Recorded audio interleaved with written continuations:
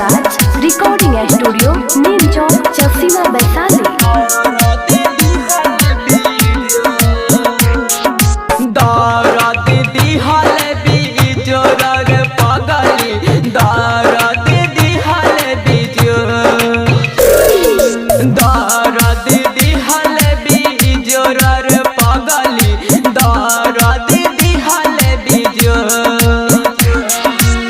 अखिया से खाली गिरत लोरा हो, अखिया से खाली गिरत लोरा हो, कैसे परी जान तोहर दर्द दिहल बिजोर रे पगली, दर्द दिहल बिजोर, दर्द दिहल बिजोर रे पगली, दर्द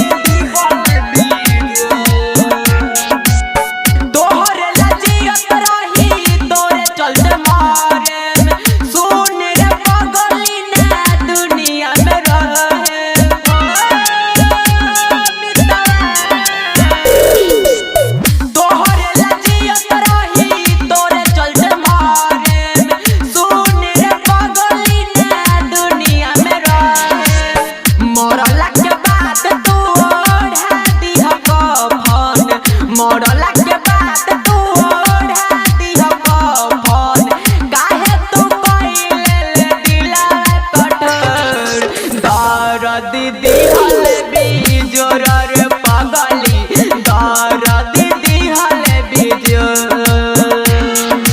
DJ Kanchan Raj recording studio नीम चौक चौसीमा वैशाली।